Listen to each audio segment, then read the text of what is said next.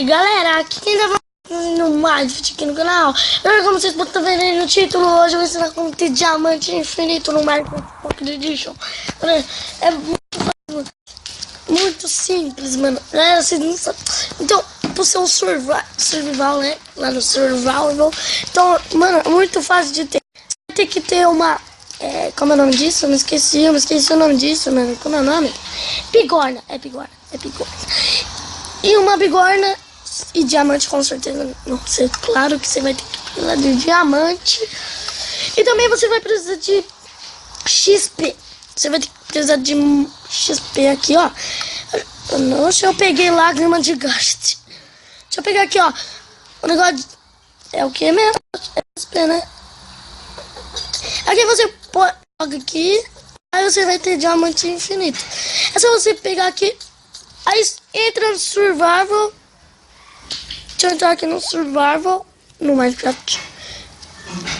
Eu fiquei um tempo sem lançar vídeo, né? Por causa que eu fui pra um sítio, né? Pera aí que tá bugado, pera aí.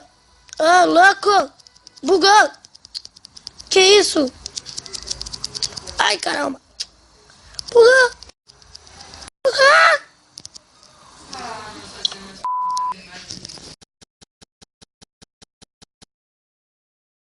Eu entrei aqui no survival, aqui no Minecraft Pocket Edition.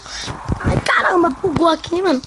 Aqui, ó, fui pegar XP, né? Nossa, eu tô com a skin do Steve. Tô nem com a minha skin, vamos lá. Mano, tá bugando.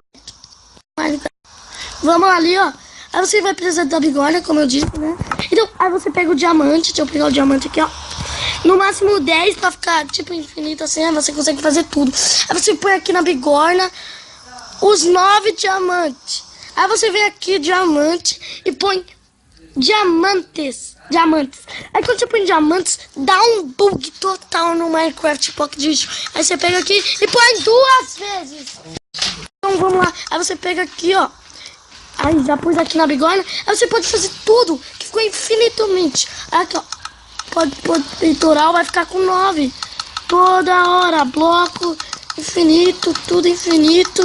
Aqui você infinito, galera. Esse vídeo aqui só foi pra mostrar mesmo que não dá pra você fazer.